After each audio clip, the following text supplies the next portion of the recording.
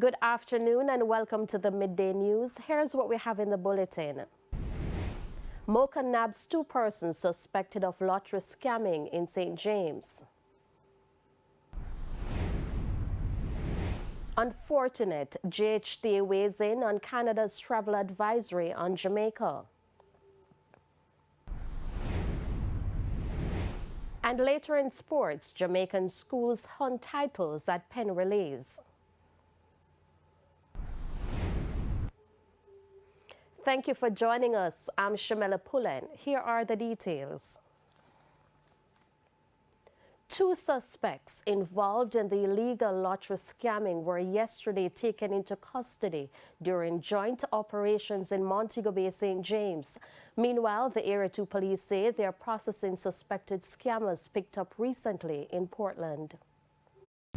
According to reports, a team from the Major Organized Crime and Anti-Corruption Agency and the Lottery Scamming Task Force went to Montego Bay West Village, where the first suspect and a woman were arrested.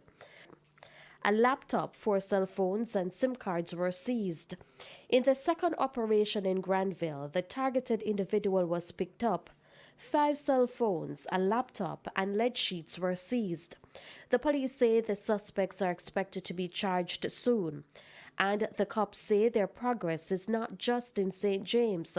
Head of the Area 2 Division, Assistant Commissioner of Police Calvin Allen, says they're following strong leads into a lottery scamming case uncovered in Portland recently. The lottery scammers right now, Portland had a very successful operation where several persons were taken into custody, and equipment such as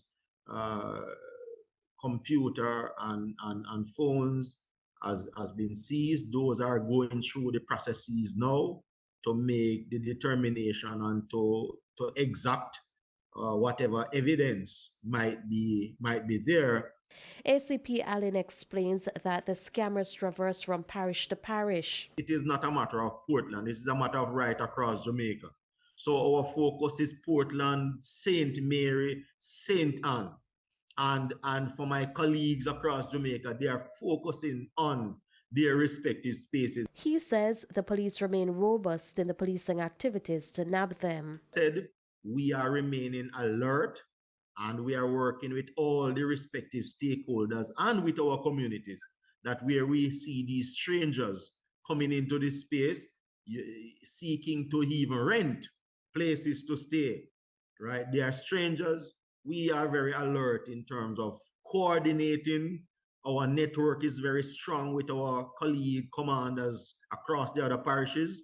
And so we keep that sort of a network towards ensuring that if you leave out of one space, coming into the other, we are waiting on you. The Jamaica Hotel and Tourist Association, GHD, has taken issue with a travel advisory issued by the Canadian government to tourists to the island. According to the advisory, visitors should exercise a high degree of caution. It pointed to violent crimes, including armed robbery and murder, that are a problem in cities and tourist areas, including parts of Kingston and Montego Bay.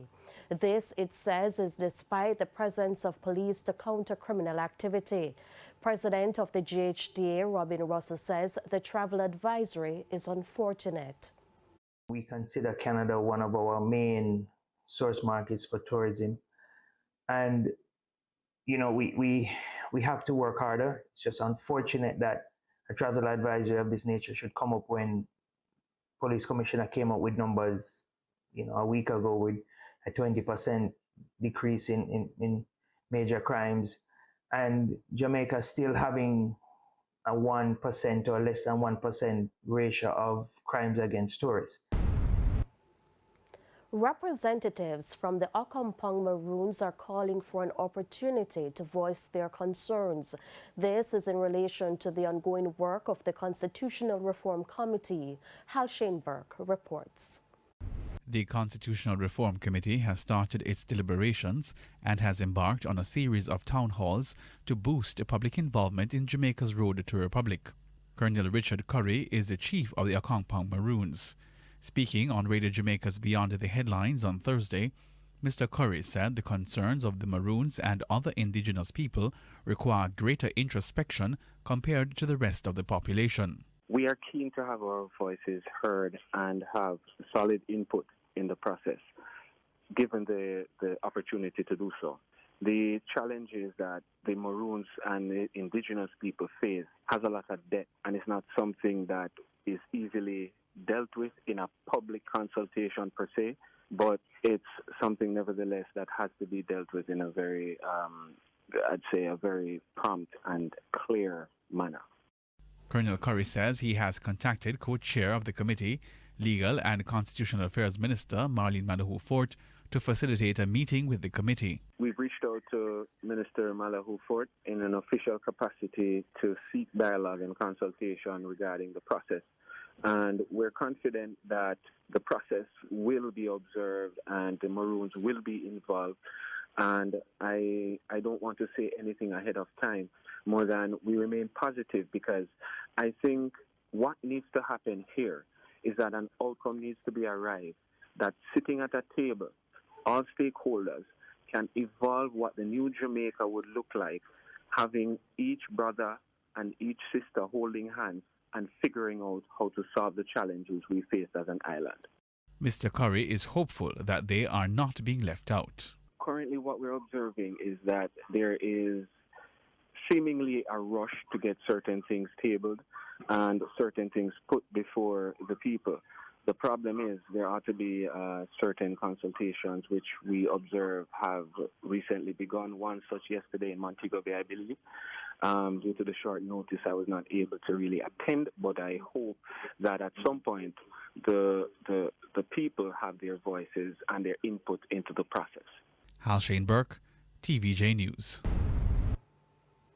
The National Water Commission says it will be relentless in its efforts to recover millions of dollars in water theft. More from Kerry Simpson. Several communities in St. Mary have been struggling with a lack of water. The reason, vandalism. Recently, a team from the National Water Commission's Northeast region carried out an operation. David Price is regional manager for the division. Persons have trespassed on the works of the NWC. As you saw with the valves, we have to regulate the water to different areas to adequately serve or to make sure that some people can have the supply. And what we found is that even after securing the valves, persons went ahead and used welding material to remove, and now we are not able to operate the valve as we need to operate it. He says in addition to vandalism, persons have illegally connected to the supply systems. We have already removed some of these connections from the mains, and these persons have gone ahead to reconnect their supplies in some cases and to install new illegal connections to the network. So these are areas that we have been working with. We have been going in before this to have interventions. We met with them in the community. We have gone in, allowed people to come in without going to the offices to ensure that we, give them a better service and allow them to have access to the service. But some folk have insisted that they do not want to pay for the service. Mr. Price says the NWC will be doing everything in its power to protect its systems from vandalism. We served some summons and some persons who would have been illegally connected to the supply. We have also disconnected or redisconnected over 12 illegal connections from the network. And we also managed to fix some leaks and also, correct some issues that we're having in the area. In the meantime, Mr. Price is urging residents to work with the NWC as it is committed to regulating the commodity to adequately serve each community. Kerry Simpson for TVJ News. Thank you, Kerry. And it's time for a break. Stay with us. More stories when we return. Welcome back to the Midday News. Despite a 43% reduction in the number of fire-related deaths last year, the Jamaica Fire Brigade is still concerned. The brigade's Commissioner Stuart Beckford says some Jamaicans continue to show disregard for fire safety and prevention.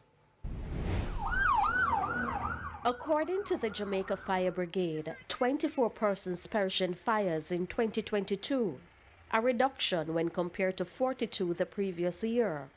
Of the 24, 17 were adults and 7 children. But despite the reduction, Commissioner of the Jamaica Fire Brigade, Stuart Beckford, says he's not comfortable with these numbers. We have seen the results. We have seen significant reduction in fires over the many years, over the last 5 years. But there are still too many fires occurring and too many fires that are claiming lives, or if not claiming lives, are causing injuries to persons. So for last year, we had 24 persons who perished in fires. And that's 24 persons too many. I mean, we'll wish to have none. But the truth remains is that there are always going to be this risk that we have to treat with. There was also a reduction in the number of persons suffering injuries as a result of fires last year. Also, 1,746 persons, including 531 children, were homeless as a result of these fires.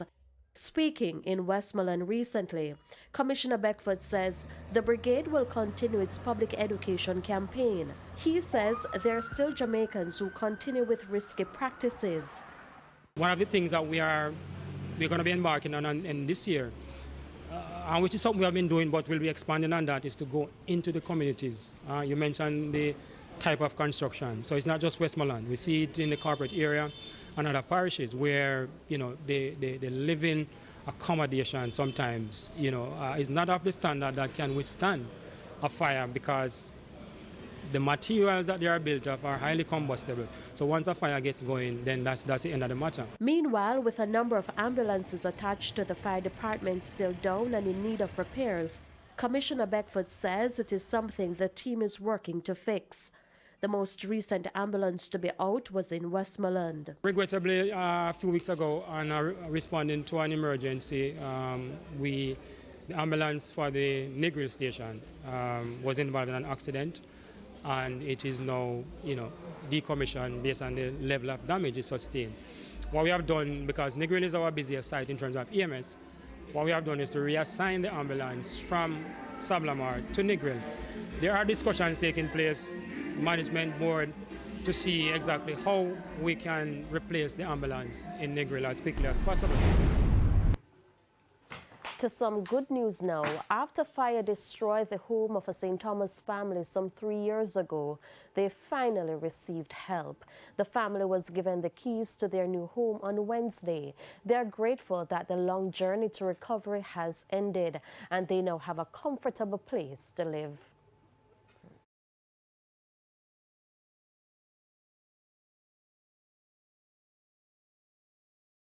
I feel blessed.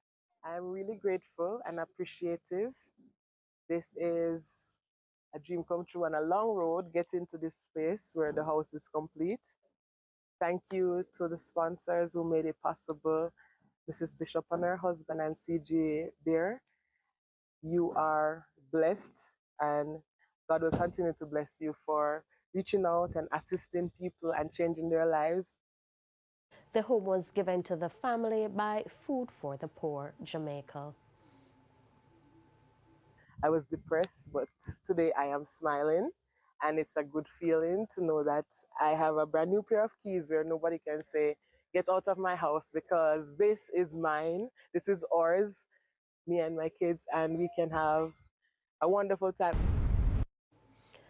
A $5,000 reward is being offered for assistance in locating 64-year-old Anthony Crooks, also known as Zampa. Mr. Crooks is a resident of Maryland in the United States and was in Montego Bay, St. James at the time he went missing. According to reports, Mr. Crooks, who is a diabetic and suffers from dementia, went missing on April 12. Mr. Crooks' family told TVJ News that numerous searches have been conducted, but they have been unsuccessful. In the Bogue Village area. He's not very familiar with that area, so he would be wandering in and around that area, and I don't know as far as what point.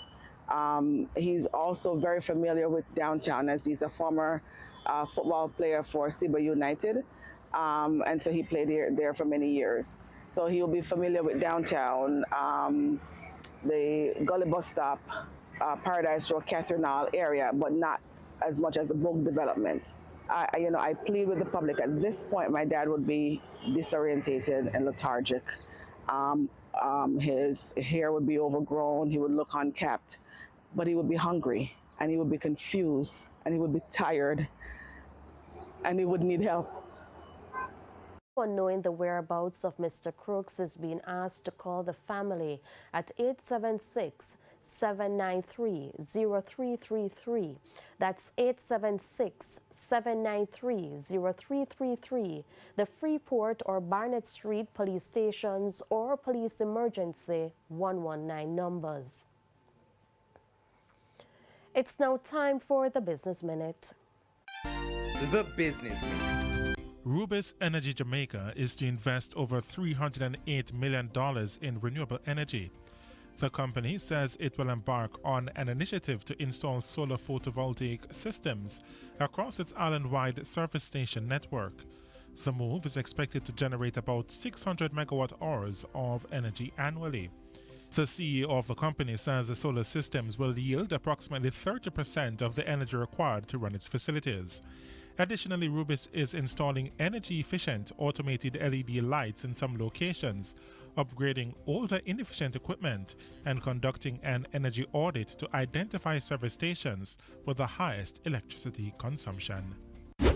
Further afield, the start of 2023 has been good for online retailer Amazon, but not as good for thousands of its workers. The e-commerce giant reported a profit of $3.2 billion in its first quarter. That's a huge jump from the losses it took a year ago and far exceeded analysts' expectations. Amazon predicts the year will only get better for it. The company forecasted its second quarter net sales will grow between 5 and 10% from the same period the year before. Now that means it will be between $127 billion and $133 billion. And that's it for the Business Minute. I'm O'Shane Masters. The Business Minute. Time now for the top regional and international stories. In the region, officials at the Grenada Electricity Services Limited Grand Lake are investigating a fire at a power plant early Friday morning, which caused an island-wide outage on one of its sister islands, Coraiku. In a statement, Grand Lake said there were no injuries sustained during the incident. The company said while the fire was extensive, it is mobilizing resources to support the Coraiku team in ascertaining the condition of the plant. Up to news time, the island-wide outage in Coraiku still hadn't been rectified. We take a quick break. When we come back, we'll have your midday sports report with Jermaine Brown.